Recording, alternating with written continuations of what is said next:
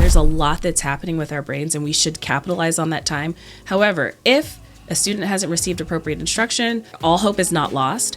However, intense intervention is needed. Data has been showing that there's been a shift in how we're teaching reading. What is causing this shift? What's working? What's not working? I think about the different parent organizations that have been supportive with changing some of the laws that we have here. If you see something looks odd, say something. Welcome to the Ed Unplugged podcast, where we say the quiet part out loud. I'm your host, Tatiana. In this podcast, we're going to get into all of the pressing issues happening in education today. So stay tuned and let's get into it.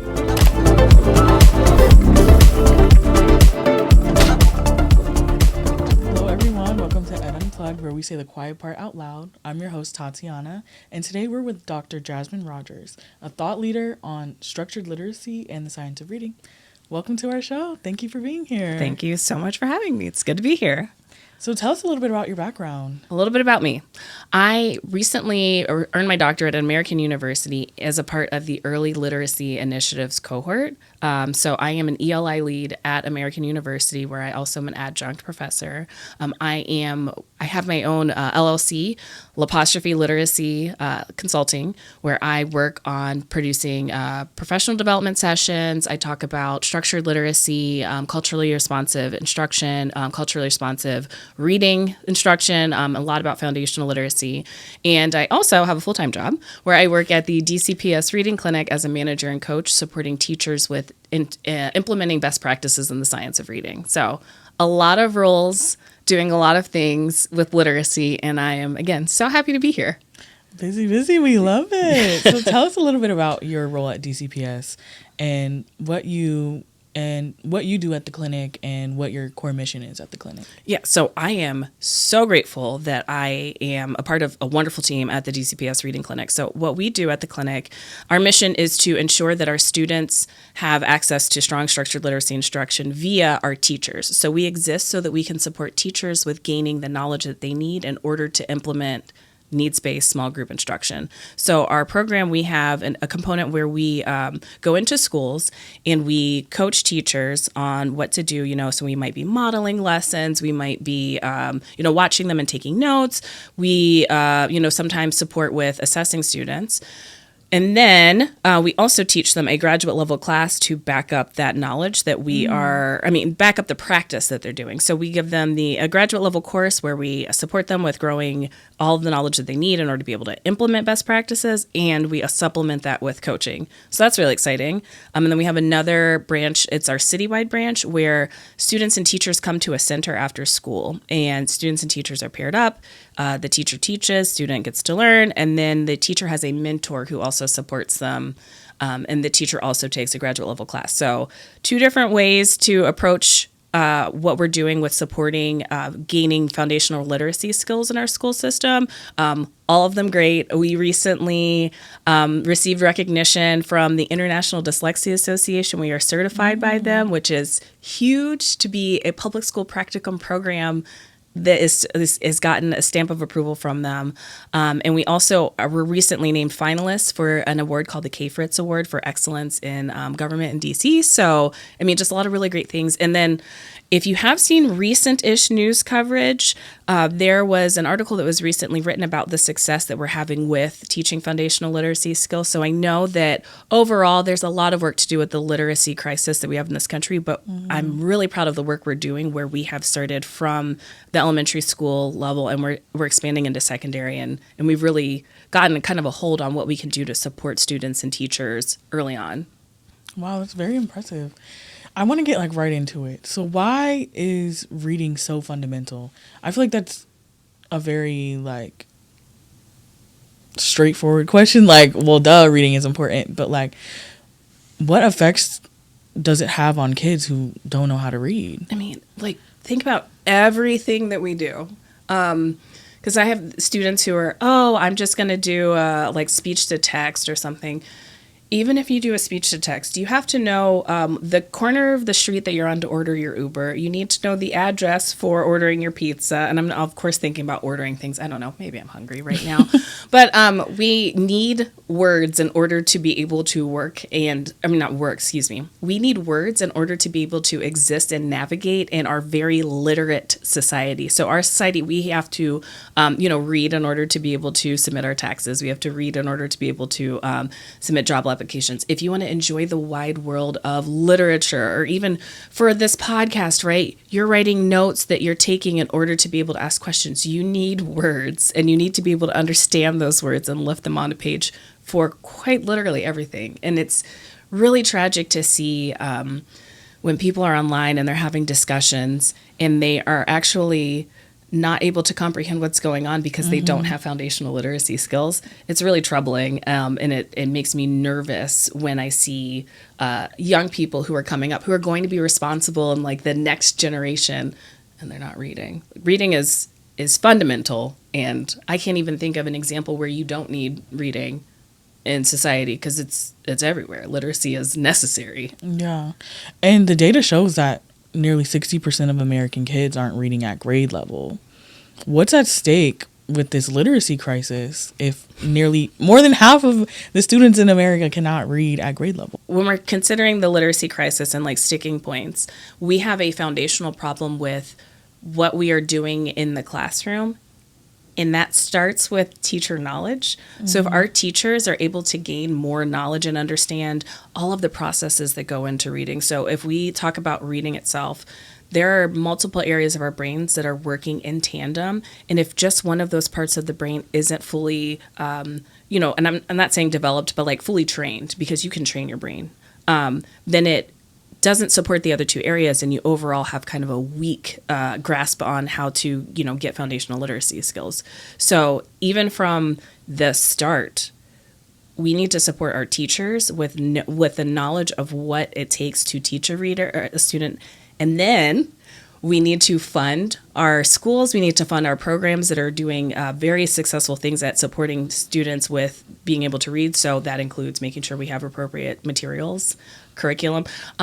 Things such as making sure the air conditioning or heat is working so that we have a good, comfortable learning environment. And then from there, even with funding, we have to consider leadership in different buildings, like people who are knowledgeable. So our assistant principals and principals, they should be able to support a teacher when they have a question about what's going on with the student. And hopefully principals and school leaders can support community outreach with making sure our entire community is literate. Because you said, 60%? Yeah. The majority of people in this country are not meeting a benchmark that we would consider to be what you need in order to do well in our society. That's not great. So I know it starts in the classroom, but there are many layers that we need to attack. And then even going higher than that, policy. There has been a lot of movement with the implementation of laws that include making sure that there are dyslexia screeners and good foundational literacy instruction, good teacher prep. And that policy hopefully can support the steps that I just kind of backwards mapped to make sure that we're getting what we need. But it's at every single level, there is something that can and should be done in order to stop this from being a crisis. So let's go into the classroom then. Let's start with the curriculum. Data has been showing that there's been a shift in how we're teaching reading. What is causing this shift? What's working? What's not working? What do you recommend? Yeah, so I am so grateful that there has been a shift. I know when I learned how to teach reading, we used to do this thing called balanced literacy. That is not a thing that we should do. So I need to look at the camera and say, do not do that. That is not appropriate strategy. What I did when I started teaching was not the way to go. But the strategies that they talked about in that kind of program or thought was that you would sometimes hold up a picture that was just blank. And it could be like a tall square and maybe 3 or 4 squares next to it. And it would ask you to imagine a word that's there. That's pretty problematic if you are reading a sentence that might say, I have a jaguar or something. And there's a picture of a jaguar on the page. Well, a student might say cat or cheetah or leopard. And instead of using the letters that have sounds associated with them to support them with reading, a teacher might say, okay, good, or that's fine, or, oh, actually the word was jaguar. That's very problematic because that's not how our brains work. But with using kind of a fill in the blank strategy, that caused a lot of harm. And I'm guilty of being a teacher who was brought up under that system. So now we're shifting to a place where we're looking at, okay, these are the symbols that are on the page. Each one of these symbols has a sound that it's representing. So if I see the letter B, I say B. If I can say B, at, then I can blend those sounds together and say bat, as opposed to just imagining them being there. And I'm really glad that we're doing that, making that shift, because what that does is allow students to be able to look at words and also start to learn the rules of words. Like, fun fact, in the English language, words don't end in the letter V. So if a student knows that, then they know that more than likely when they spell the word give or love that they need to add an E at the end, because if they were to spell it just phonetically, they might spell it with, the right letters until they get to the V, but they know, oh, in English, words don't end in V, so I'm going to add an E, right? Those kind of things support students being able to be, one, metacognitive, so they're thinking about the what's actually happening, the process of them learning, but they're also able to apply learning, and then in some ways, kind of, I won't say teach themselves, but get to a place where if they're going through a text like, oh, I know this rule, I don't need to ask my teacher or anybody else for help. I can actually use what I was taught by my teacher to do it independently. And that's really exciting. And I'm, again, so grateful that we've shifted. So grateful we're getting laws on the books. So grateful that there are organizations that exist who are committed to making sure our teachers are doing the right thing and making sure that they are actually using best practices in structured literacy instruction, because it has been, it's just been so beautiful to watch it grow. So that's what structured literacy is. It's the phonetics, it's putting the words together. How does that play out in the classroom? There's a lot to structured literacy, so much. We have the body of knowledge we call the science of reading. That includes psychology, how our brains work, how we process sounds. Like, there's a lot of research that goes into that. And then in that is structured literacy instruction. So structured literacy instruction supports students with the foundational literacy skills. That's understanding the sound symbol relationship. That's understanding this thing called morphology, where there are small units of meanings in words. Like, if I say I walked down the street, that ED means the past, right? So that's morphology, like those kind of specific areas. So with structured literacy instruction, it includes making sure we have sound, we're able to segment sound. So if I said to you, tell me the sounds in the word bat, you would be able to say b-at. That's also a part of it. There's also writing that's a part of it. So every aspect that you can think of that goes into you being able to lift words off the page, that is structured literacy instruction. It is very specific. It is explicit. We talked about curriculum a little bit. It's systematic. It builds. So we have it typically starts with skills that you see most in English, like letters that you might see most to the least. That way you're building what you need in order to access the most amount of language that you possibly can. And it's cumulative too. So and diagnostic. So there's a lot of elements to structured literacy instruction, but it's direct, it is specific, and it makes sure that we're building on skills in order to help students be able to access text independently. So here at EdTrust, we're really big on culturally responsive teaching, which is essentially relating to the culture of the students that are in the classroom. How does having reading materials that are relevant to your culture, how does that help a student's ability to engage with the text and learning how to read? Being in spaces where you have text, where the people look like you or relate to your experiences, are so helpful for a student's growth. There is a thing, we used to call it a text to self connection. So we can also look at it as books being mirrors, so we can hold it up and see ourselves. That is so helpful to build a student's confidence, to get a student's engagement.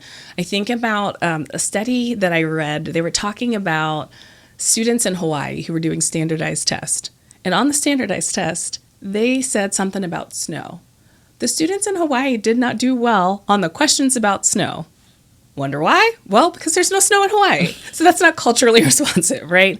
When you're able to connect to what's going on, it actually supports with comprehension. There's a lot of work on background knowledge. And so if you have texts that have your lived experience in them, you already have background knowledge on that subject, you're able to engage in a much more meaningful way. And so it is so great to see when people are actually utilizing text where the authors, the children, the characters look like the children or have the same lived experiences. Also, text can be a door, right? A doorway to a new world. So while it is important to engage with texts that do mirror what the population of students you're working with, it's also important to expose people to new things. Like I've never been to space, but I love books that are about space. That opens me up to a whole new world. And then we also think about books as sliding doors too, to just help us be able to walk through and navigate to different areas. So important to continuously have culturally responsive texts that support our engagement. I agree. Like from in high school, I didn't get to read a text by a Black woman until I was in 11th grade, and it was in an AP class. So just having that experience, I really connected with the text. The book specifically was Their Eyes Are Watching God. I don't know if you've read that. Yes. Very great book. But I was able to connect with the book. And often in the conversations that we had in class about the book, I was one of like the thought leaders, if you will, because I really felt connected to that book. So like, think about, how did that feel for you as a high school student to be able to engage with the text and be an expert on that? Like, what did that feel like? It felt good because a lot of the times we were reading very difficult texts in that class, often by white men. And I would be reading the books and I'd be like, I really don't care about this at all. I don't know what's going on. So it was just nice to have that experience, like after mainly reading texts by white men throughout my whole school career. Well, I think about, the power in you being able to see yourself in the text, and also Their Eyes Are Watching God is actually a very difficult text when you look at the prose and like the way that it's composed. Yeah. For you, however, it might not be as difficult because it's something that the language in the text is something that you're familiar with. The experiences also might be somewhat familiar as far as like, story and background. So I even think about when we think about whose knowledge we value in the classroom, you being able to potentially see yourself in the text made you more successful and also brought about a level of comprehension that I think other people who may not look like you would not have been able to get out of that text. Yeah. So it's even culturally responsive text even supported you in your schooling as being an expert in the subject matter. And that is such a powerful thing. Yeah. A lot of students did have a hard time with, I guess, like the vernacular. I don't know if that's the right word to use, but like in the book, Zora Neale Hurston, she literally like would spell out the words. And while it was hard at first, like once you got it, like you understood. And I understood because I grew up hearing people in my family speak that way. So I was like, it's not really that hard for me, but I could see how it is hard for other people. But yeah, well, one of the papers that should be coming out very soon, hopefully by the time this podcast comes out, I worked with a couple of authors, including Dr. Ramona Pittman, talking about African American English in children's literature and how we can connect that to structured literacy instruction. And frankly, in Zora Neale Hurston's work, she does it very well. She uses African American English, and she does it on purpose with the spelling and phonetics. For me, when I read that, it feels like home. Right. It feels like the language that I grew up with. And I feel embraced by text, and there is so much power in using the language of the people who speak it in literature. And again, I'm glad that you were able to get that experience, and I hope that as we continue on in life, you can get more experiences like that because it just feels good. Yeah, you were engaged. You weren't bored by the author, right? Yeah. Okay, I want to get into a little bit about the disparities when it comes to reading comprehension and learning how to read. Data shows that there are disparities across income, race, language, zip code. What are the steps that we need to take to address those gaps when it comes to learning how to read? So I will start by saying that statistic you pulled out earlier, 60%? Yeah. So if it's not working for the majority, do we really think that it's going to be working for folks who are not considered in, the way these texts are developed, the way instruction is developed? So if we have a problem for the majority of America, regardless of demographic, if it's not working for the people who the system was built for, it's for sure not going to work for those who are not included in the system. So we can start there just by naming that we're not doing great overall as a country. So then when we get into different demographics and different income levels, we can see that there's the problem is exacerbated. I would say first starting with some of the things I said earlier, making sure that we are supporting teachers, parents, administrators. I mean, everybody should know the process of teaching students how to read. And if not the process of teaching, know the elements of what happens when your brain is learning to read. Because even think about some of the people that I've engaged with who are like, oh, a kid should be able to do that. I'm like, that's actually not developmentally appropriate. Let's talk about what a kid should actually be able to do at this point. But yeah, we got to start with, I believe I said this earlier, making sure that our teachers are sound in their knowledge and their instructional practices, making sure the leaders in buildings are able to support and further that growth. We need to fund our schools. We need to fund programs that work. We also need to, make sure that this conversation isn't just happening, in this very nice podcast room, right? We need to have these conversations with people outside of the education space because, I'm thinking about we're having an elder crisis in this country. Side note, I don't know if you know this, with caring for our elders. There are not enough people who, as our population is aging. I think about how many prescriptions people need to be able to read in order to support caring for our elders. If we are unable to read those prescriptions and administer medication, we are going to have an even worse problem with elders. So with elder care, excuse me. Elders are not the problem. It's the care. But making sure that everybody in society recognizes that this literacy crisis is hitting us all. It's not just people who work in education. It is everybody is being affected by it. So lots to do. I don't know if you've heard, well, you definitely heard this, but some would argue that if a child doesn't know how to read by third grade, like they're kind of going to be behind for the rest of their life. What do you say, like, what is your response to that? Like, is there, I don't want to say like hope, but like, is there a path for them to get on reading level? Like, what do you have to say about that? So I think the idea is that we should be working on foundational literacy skills until about third grade. And that's really the time where we go from learning how to read and then we're now using reading to be able to learn more information and gain new knowledge. So that's for sure where that's coming from. Also, we start standardized testing in this country around third grade.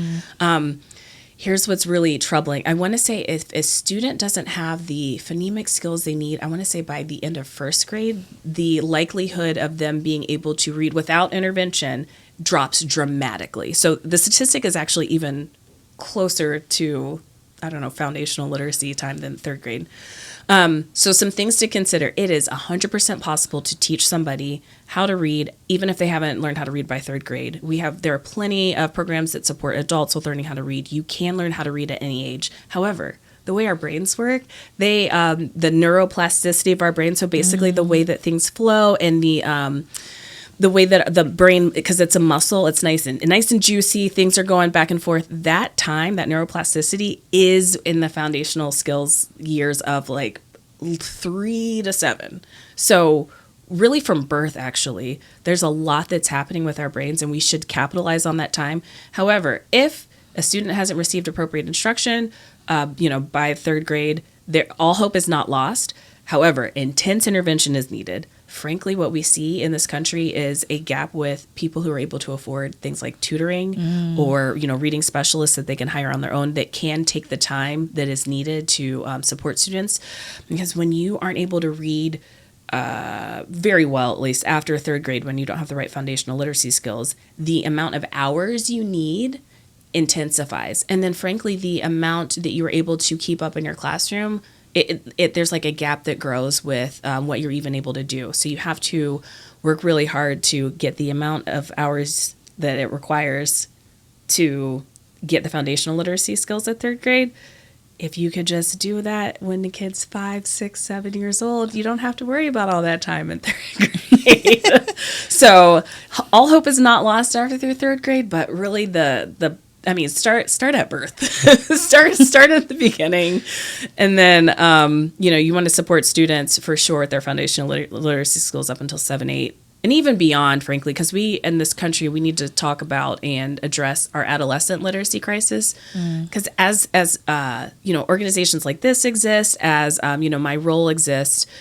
We are doing a much better job with our foundational literacy skills, but now we're seeing where students didn't get this really great instruction in kindergarten, are in 8th grade, and they need to go back and work on morphology. They need to know that the ED at the end means that it's past tense.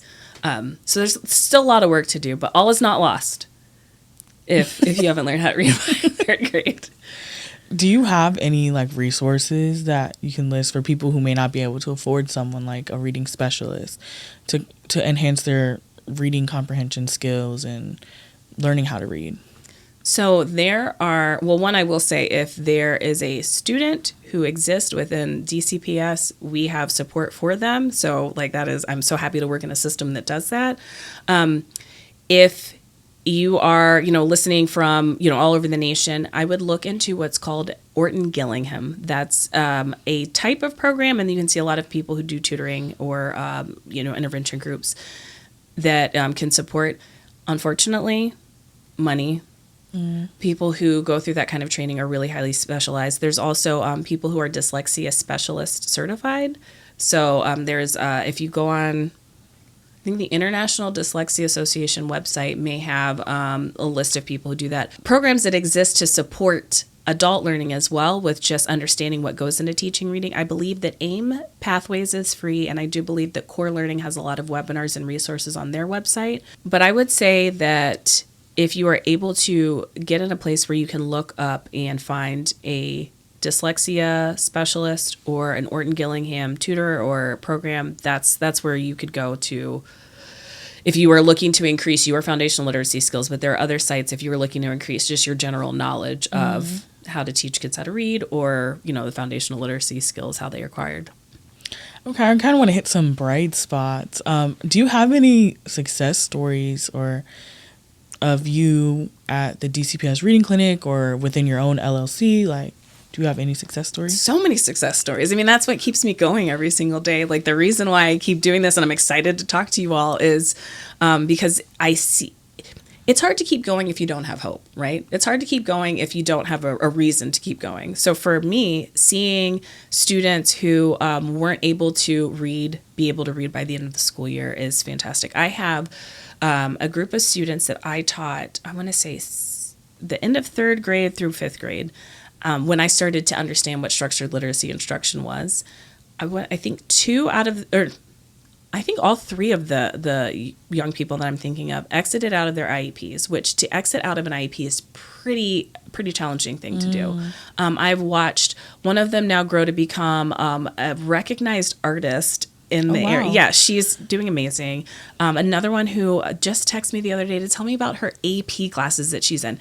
She was not lifting text off the page, and now she's taking AP tests and flying. And another student who she was recently put into a really competitive, prestigious program at a private school.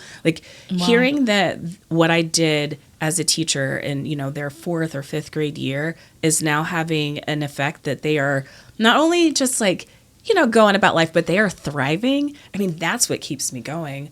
I also think about the amount of teachers who I've supported that I'll talk to them, we'll go through our whole cycles, and then by the end of the school year, they are able to independently do what they weren't able to do before. That's so bright to see, such a bright spot, excuse me.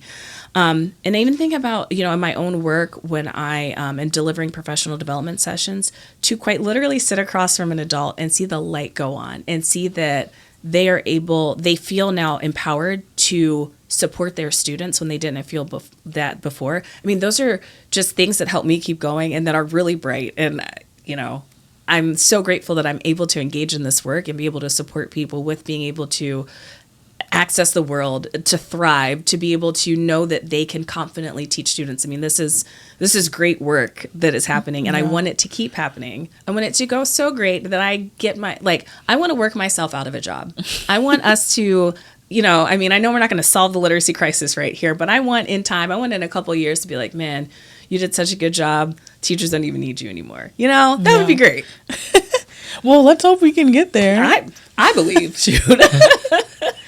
So looking ahead, what can parents do at home to help with their children learning how to read? And what can teachers do also to help improve literacy instruction in schools? So let's start with teachers, because my pet peeve is when I used to do this so badly when I was a teacher. So we would talk to parents and say, oh, you just need to read with your kids more. You can read with kids until they're blue in the face. But if you're not actually helping them with the relationship of this is a letter and it typically says this sound or it represents this sound right here, that's not helpful. So I'm going to start with the teachers. Okay. Let's start with teachers. Teachers, absolutely, wherever you are, you can seek out, support from your coaches, your principals, what have you.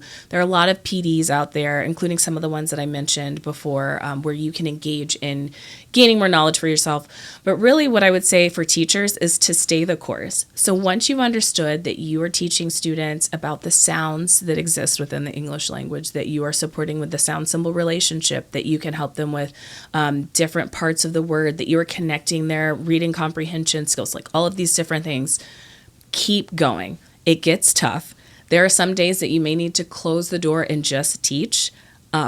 You've got to keep going. If we, take all these pauses or kind of, get off track, that's not helpful. Because again, structured literacy instruction is cumulative and it builds on each other. So even when you see just like an inkling of success, don't stop. Keep going. For parents, I would say don't give up. Parents have been so key with our country changing legislation in a variety. I think almost 40 states have changed their legislation because parents are saying, hey, my child is going to school and they are not learning how to read. What is going on? So parents, continue to be advocates for your kids, for sure. I think about the different parent organizations that have been supportive with changing some of the laws that we have here. If you see something looks odd, say something. I know part of the reason that we're even able to have this conversation is during the pandemic when we switched to virtual learning, parents were seeing the reading instruction that was happening because it was happening, in their home. Yeah. And they're looking at a screen and saying, wait, so your teacher told you to hold up a blank card and imagine that the word's there? That doesn't seem right. So I would say that parents keep staying active. Please do, of course, read with your children, but know that if you're reading with your kids every night, and that's not going to teach them how to read, but that is going to support them loving books and being engaging with books.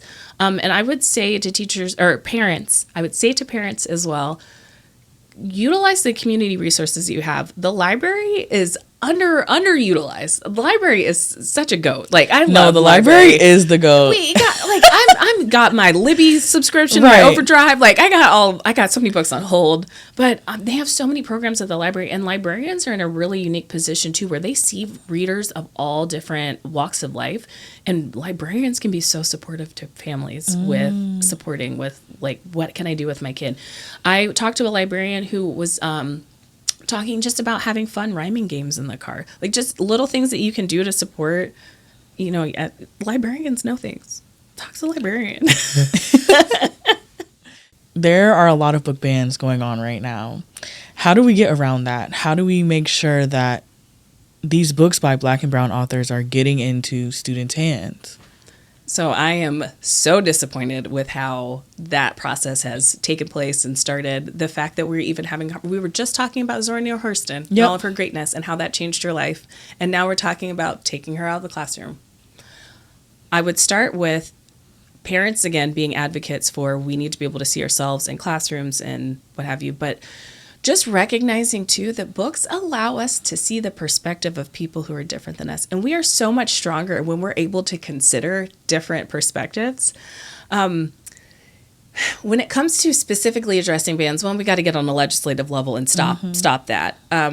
We also need to remember that at least for me, my people, I'm an African-American woman, we have been in positions before where resources have been taken away from us, and somehow we have not only survived, but have thrived.